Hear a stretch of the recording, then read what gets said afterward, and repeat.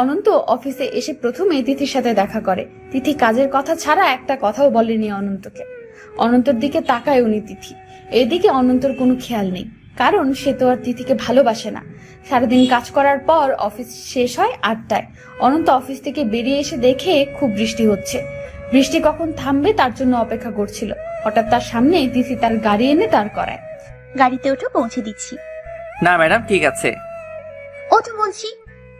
না, আমি যেতে পারবো।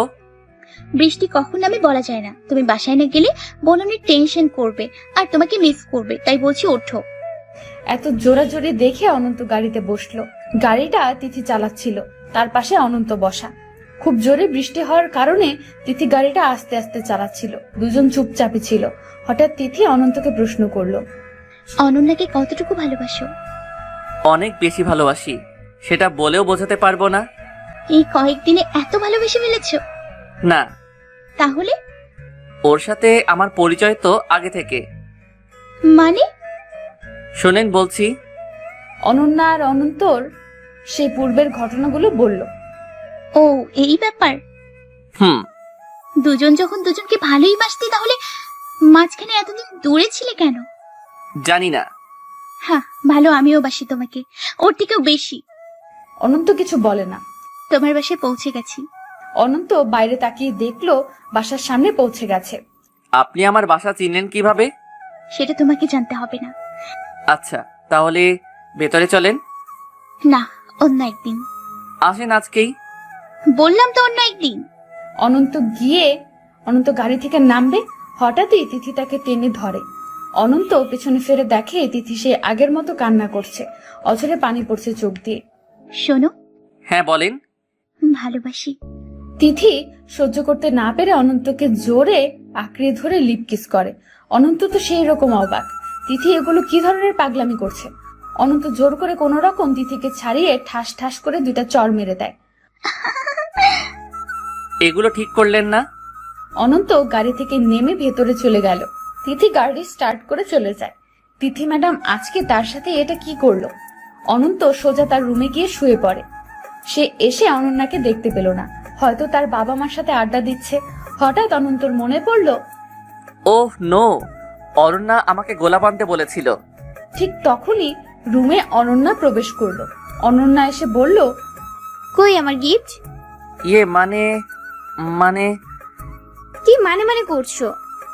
অনন্ত তো ভয়ে শেষ। সেই হঠাৎ প্যান্টের পকেটে হাত দেয়। এই আমার পকেটে কাটা কাটা, এইগুলা কি?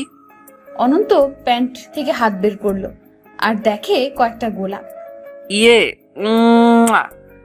অনন্যা ফুলগুলো দেখে খুবই খুশি হলো। অনন্ত ভাবছে সে তো ফুল কেনেনি, তাহলে ফুল আসলো কোথা থেকে?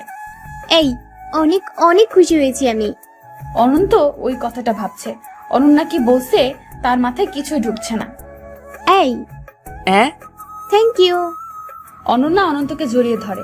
হঠাৎ অনন্তর ফোনে একটা মেসেজ আসলো। অনন্ত ফোনটা হাতে নিয়ে দেখে তিথি মেসেজ করছে। অফিসের বস, তাই নাম্বারটা সেভই ছিল। অনন্যা তখন অনন্তকে জড়িয়ে ধরে আছে, আর অনন্ত তিথির দেওয়া মেসেজ পড়ছে মনে মনে। এই যে স্যার, আপনার পকেটে কয়েকটা গোলাপ দিয়েছি, এটা তোমার জন্য। তোমাকে কিস খাওয়ার সময় ফুলগুলো দিয়েছি, আর তোমার ঠোঁট অনেক মিষ্টি। আর হ্যাঁ, মিস ইউ। লেখা শেষে স্যাড স্টিকার। কি গো, কিছু বলছো না যে? হ্যাঁ হ্যাঁ বলো। কি বলবা? খেতে দাও, ক্ষুধা লাগছে অনেক। ওকে বাবুটা, যাও রেডি হয়ে আসো। অনন্ত ফ্রেশ হওয়ার জন্য ওয়াশরুমে গেল। সেই সময় আবার তিথির মেসেজ। কি করো? অনন্ত ভাবছে রিপ্লাই দিবে কি দেবে না। ভাবতে ভাবতেই আরেকটা মেসেজ। এই কিছু বলছো না কেন? ফ্রেশ হচ্ছি, ডিনার করব এখন। ওকে, তাহলে আমিও খেয়ে নিচ্ছি। অনন্ত আর কোনো রিপ্লাই করলো না। খাওয়ার টেবিলে অনন্যা অনন্তকে জিজ্ঞেস করলো, তোমাকে বেশ চিন্তিত লাগছে, কি হয়েছে? কই না তো, কিছু হয়নি। মিথ্যা বলছো না তো? না, সত্যি কিছু হয়নি। তাড়াতাড়ি খেয়ে নাও। খাওয়া শেষ করে অনন্ত শুয়ে থাকে। সেই তিথির কথাই ভাবছে। অনেক রাত হয়ে যায়, তার চোখে ঘুম নেই, কারণ এরকম অবস্থা অনন্ত মেনে নিতে পারছে না। কিছুক্ষণ ভাবার পর অনন্ত মনে মনে সিদ্ধান্ত নিল যে সে চাকরিটা ছেড়ে দেবে আর আগামী কালে দিবে। পরদিন সকালবেলা অনন্ত অফিসে যায় আর সোজা তিথির রুমে। ম্যাডাম আসতে পারি? হ্যাঁ আসো। অনন্ত রুমের মধ্যে প্রবেশ করলো। বসো। অনন্ত কিছু না বলে বসলো, অনেকটা রাগান্বিত ভাব। কিছু বলবে? আমি এই জবটা করব না। অনন্তর কথা শুনে তিথি খুব অবাক হয় আর পানিও চলে আসে। কেন, কি হয়েছে? কেন করবে না? এমনি ভালো লাগে না। কেন ভালো লাগে না? সেটা কি আপনাকে বলতে হবে? আপনি কে, হ্যাঁ, যে সব আপনাকে বলতে যাব? আমি না করছি, ব্যাস, জব করব না। আচ্ছা, আমার কথাও শুনে রাখো, জবটা ছেড়ে দিয়ে তুমি পাশে যাওয়ার আগে আমার মৃত্যুর খবর পাবে। আহ, আপনি এমন করছেন কেন? আমাকে কি আপনি ভালো থাকতে দিবেন না? তুমি কি আমাকে ভালো থাকতে দেবে না? আপনি উল্টাপাল্টা কিছু করবেন না। আমি যাচ্ছি। বললাম তো, বাসে যাওয়ার আগে খবর পাবে যে আমি আর নেই। ওকে ওকে, ছাড়বো না জবটা। অনন্ত গরম হয়ে বলল আর রুম থেকে বাইরে চলে গেল। আর এদিকে তিথি মিষ্টি করে একটু হাসলো। সেই দিন দুপুরে অফিসে একটা জরুরি মিটিং বসে। সেখানে সিদ্ধান্ত হয় অফিস থেকে 12 জনকে 1 মাসের জন্য চট্টগ্রাম যেতে হবে। অনন্তর নামও আছে সেই লিস্টে, আর তিথি তো অবশ্যই যাবে। সেদিন অফিস শেষে অনন্ত বাইরে দাঁড়িয়েছিল গাড়ির জন্য। গাড়িতে ওঠো। না আচ্ছা, আজ ভয় নেই। না, আপনি যান। ওকে, আর হ্যাঁ, 12টার মধ্যে অফিসে আসবে। হুম। Bye, miss you. অনন্ত বাসায় ফিরে অনন্যাকে তার কাজের কথা বলল। কথাটা শোনার পর অনন্যা একটু বেশি খুশি হলো। কি কারণে খুশি হলো সেটা অনন্ত বুঝতে পারে না। পরদিন 12টার আগে অনন্ত রেডি হয়ে অফিসে চলে আসে। দুপুরের খাওয়া অফিসে খেয়ে সবাই বসে আছে। সবাই অপেক্ষা করছে তিথি ম্যামের জন্য। সে এখনো আসেনি। অনন্তকে কয়েকজন বলল ফোন করতে। চাপে পড়ে অনন্ত ফোন করলো। হ্যালো, আর একটু অপেক্ষা করো, আসছি আমি। অনন্তকে কিছু বলতে দিয়েই একাই কথা বলে নিজেই কলটা কেটে দিল। কিছুক্ষণ পর তিথি আসলো। সরি, বাসে একটু প্রবলেম হয়েছিল, তাই লেট হয়ে গেল। সবাই তাহলে রেডি? জি ম্যাম, সবাই মিলে। ওকে, চলো। তিথি অনন্তর সাথে সাথে থাকার চেষ্টা করে সব সময়, এখনো তাই করছে, অনন্তর পাশেই। আচ্ছা, কেমন লাগছে বললে না তো? ভালো। অনন্ত অন্যদিকে তাকিয়ে বলল। তিথি এটা দেখে মনে মনে খুব রাগ করলো। তারা চট্টগ্রামে ট্রেনে যাবে। সবাই স্টেশনে অপেক্ষা করছে ট্রেনের জন্য। প্রথমে হাইসে বা বাসে যাওয়ার কথা ছিল, কয়েকজনের সমস্যার কারণে ট্রেনে যেতে হচ্ছে। দুপুর থেকে অপেক্ষা করতে করতে রাত হয়ে যায়। পরে খোঁজ নিয়ে শোনা যায় 10টায় ট্রেন ছাড়বে। যাদের সমস্যা ছিল অন্যরা তারা সমালোচনা করে ধুয়ে দিচ্ছে একদম। দিদি সবাইকে কিছুক্ষণ পর পর গাইড দিচ্ছে যাতে সবাই একটু ঠান্ডা থাকে। 10টার পরে ট্রেন চলে আসলো। সবাই এক এক করে ট্রেনে উঠলো। অনন্ত সবার আগে, তার পেছনে তিথি। বগিতে ওঠার পর তাদের বুকিং করা সিটের কাছে যায়। ওখানে গিয়ে তিথি অনন্তর হাত ধরে এক সিটে ধপাস করে বসে যায়। এমন করে টান দেওয়াতে অনন্তর হাতে একটু ব্যথা পায়। বস হয় তাই কিছু বলতে পারলো না, শুধু বলল, এইভাবে টান দিলেন কেন? এত পথ যাবো, কাছের মানুষ যদি কাছে না থাকে তাহলে কেয়ার করবে কে বলো? এগুলো ঠিক না। আমি কিন্তু অন্য কারো। হ্যাঁ জানি আমি, আর আমি অন্য কারো না, আমি শুধু আপনার। এত পাগলামি আসে কোথা থেকে? আপনার বিয়ে হলেই তো সব ভুলে যাবেন, তাহলে এখন এমন করছেন কেন? না, বিয়েই হবে না, আবার ভুলে যাব কি করে? মানে? কিছু না, এখন চুপচাপ বসে থাকেন। রাতের খাওয়া ট্রেনে সেরে নিল। অনন্ত চুপচাপ বসে আছে তিথির থেকে একটু দূরেই, যাতে তিথির সাথে তার শরীরে টাচ না লাগে। অনন্ত কি ভেবে যেন অনন্যাকে ফোন দেয়। অনন্যার নাম্বার ব্যস্ত দেখায়, অনেকবার ফোন দেয়, তাও সেই ব্যস্ত। অনন্ত কিছু না ভেবে আর কল করে না। হঠাৎ তিথি বলে, এই শোনো, আমার খুব ঘুম পাচ্ছে। তো ঘুমান, পারমিশন নেওয়ার কি আছে? আপনার কাঁধে মাথা রেখে ঘুমবো তো, তাই পারমিশন নিয়ে নিলাম। এটা বলেই অনন্তর কাঁধে তিথি মাথা রাখলো। এই ম্যাডাম, অনন্ত আর কিছু বলতে পারলো না। রাতে বৃষ্টি শুরু হয়, খুব ঠান্ডা পড়ে। ঠান্ডায় তিথি জড়সড় হয়ে যায়। অনন্ত তিথির দিকে তাকায় আর দেখে একটা বাচ্চার মতো দেখাচ্ছে তাকে, মনে হয় কিছুই বোঝে না। কিন্তু এটা যে শয়তানের একটা হাড্ডি, সেটা হাড়ে হাড়ে টের পাওয়া যায়। তিথি ঠান্ডায় আরো জড়সড় হয়ে যায়। এটা দেখে অনন্ত তিথির ব্যাগ থেকে একটা ওড়না বের করলো আর তিথির গায়ের উপর দিল। অনেক রাত হয়েছে, অনন্তরও ঘুম পাচ্ছে। অনন্তও ঘুমিয়ে যায়। ভোরের দিকে তাদের গন্তব্যে ট্রেন গিয়ে থামে। একজন এসে তিথিকে ডাকে, ম্যাম ম্যাম। তিথি আর অনন্ত দুজনই জেগে ওঠে আর দেখে দুজনই অনেক কাছাকাছি আর জড়িয়ে ধরে ঘুমিয়েছিল।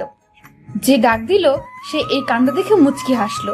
ছেলেটি চলে যাওয়ার পর তিথি মুচকি হাসলো আর বলল, থ্যাঙ্কস। কি জন্য? আমার কেয়ার নেওয়ার জন্য। কই আপনার কেয়ার নিলাম?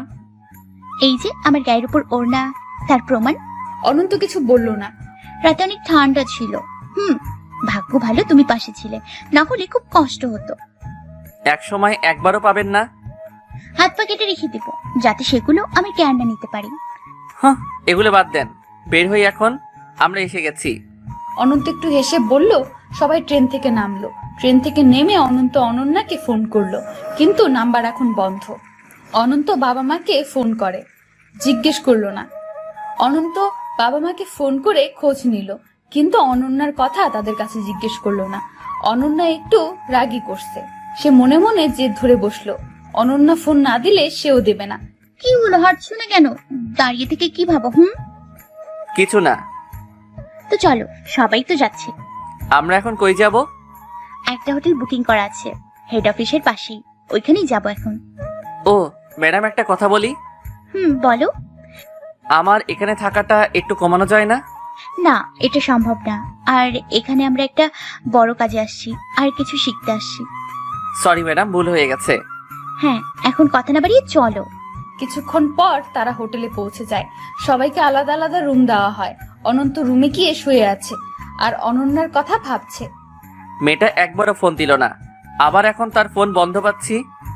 অনন্ত কথাগুলো ভাবছে, হঠাৎ অনন্তর ফোন আসলো। মোবাইলটা বের করে দেখে তার বাবা ফোন দিয়েছে। ফোন ধরেই, হ্যাঁ বাবা বলো। বৌমা বাসায় চলে যাচ্ছে, তোকে কিছু বলেছে? অনন্ত ভাবছে কি বলবে। আর অনন্যা হঠাৎ বাসায় কেন যাচ্ছে, অনেক প্রশ্ন ঘুরছে অনন্তর মনে। কিরে, কথা বলিস না কেন? হ্যাঁ বাবা বলেছে। ও, সকালে খেয়েছিস? হ্যাঁ, তুমি খাইছো? হ্যাঁ, তো রাখছি এখন। ঠিক আছে বাবা। অনন্ত আবার হতাশ হয়ে শুয়ে পড়লো আর ভাবতে লাগলো। ভাবতে ভাবতে অনন্ত ঘুমিয়ে যায়। কিছুক্ষণ পর অনন্ত ঘুমের মধ্যেই বুঝতে পারে তার বুকের উপর ভারী কিছু আছে। অনন্ত চোখ খুলে আর দেখে তিথি তার বুকের উপর মাথা রেখে মোবাইলে গেমস খেলছে। অনন্ত ধরফর করে উঠল। এই এই, আপনি এখানে কেন? কেন এসে যাবে না? এমনি। এমনি? আরে বোঝেন না, আপনি মেয়ে মানুষ, আর সবাই কি বলবে। তো কে কি বললো তাতে আমি কি করব? সেদিকে খেয়াল রাখতে হবে। বাদ দাও তো, যেটা বলতে আসছি সেটা শোনো। হ্যাঁ বলেন। আজ তো কোনো কাজ নেই। এটা তো আগেই বলছেন, জানা আছে। বিকেলে কি করবা? কি আর করব, ঘুমাবো। না, তোমাকে নিয়ে ঘুরতে যাব। কি যে বলেন ম্যাডাম, আমি যেতে পারবো না। আরো যে আছে তাদের বলেন। উফ, আমার একটা কথাও তুই শুনিস না। তুই রেডি হয়ে থাকবি, আমি 4টায় এসে জানো তোকে দেখি তুই রেডি। এটা বলে তিথি চলে গেল। আসছে, যাব না আমি, জীবনেও যাব না। যা করার করুক। এদিকে আমার উনিটা ফোন ধরছে না, আমি ওর সাথে যাব, তাই না? অনন্ত কথাগুলো গুনগুন করে বলছিল। বিকেলে সঠিক সময়ে অনন্ত রুমে তিথি এসে বলে, আই, এখনো রেডি হওনি? যাবে না? অনন্ত তিথির দিকে তাকায় না। কি হলো, যাবে না? অনন্ত তাও কিছু বলল না, তার দিকে তাকালো না। এই যে, যাবে না? ওঠ বলছি। তিথি গিয়ে অনন্তর কলার ধরে। ওঠ বলছি। অনন্ত তাও উঠে না, তিথির দিকে তাকায় না। উঠবে না? অনন্ত তাও কিছু বলে না। আচ্ছা, সরি। তিথি কান্না করতে করতে চলে গেল। তিথির যাওয়ার পর না, বেশি বেশি হয়ে গেল মনে হয়। ঘুরতে তো যাইতে চাইছে, এমন ব্যবহারটা করা ঠিক হয়নি। কি করি, যাব নাকি যাব না? আবার ম্যাডাম কিছু উল্টাপাল্টা করে ফেলবে না তো? যে মানুষ, যেতেই হবে। অনন্ত এটা ভেবে রেডি হয়ে তিথির রুমে গেল। সেখানে গিয়ে দেখে দরজা খোলাই আছে। দরজার থেকে দাঁড়িয়ে অনন্ত বলে, ম্যাডাম আসতে পারি? তিথি শোয়া ছিল। অনন্ত ডাকায় লাফ দিয়ে উঠে দাঁড়ালো। হ্যাঁ, আসো। চলেন। কোথায়? ঘুরতে। না, যাব না। সত্যি? ওকে, তাহলে আমি আরিফার সাথেই যাই। আরিফার সাথে যাবে মানে? মানে ও বলছিল যে ঘুরতে যাবেন কিনা, গেলে বইলেন। এখন আপনি তো যাবেন না, তাই তাকেই বলি। আই, না না না, আমি যাব না, আপনি রেস্ট নেন। না, আমি যাব। রেডি হয়ে নিন, আমি বাইরে দাঁড়িয়ে আছি। দুজনেই ঘুরতে বের হইছে। এখানে কোনো জায়গায় কারো চেনা না। আচ্ছা, যাবোটা কই? আচ্ছা হাঁটতে থাকি, কোনো একটা ভালো জায়গা নিশ্চয়ই পেয়ে যাব। হাঁটেন। তিথি আগে হাঁটছে আর পেছনে হাঁটছে অনন্ত। হাঁটতে হাঁটতে তারা একটা ফাঁকা জায়গা খুঁজে পায়। অনেক দূর পর্যন্ত দেখা যাচ্ছে, হয়তো সামনে একটা বড় নদী আছে, কিন্তু এখান থেকে দেখা যাচ্ছে না। আচ্ছা এখানেই বসি।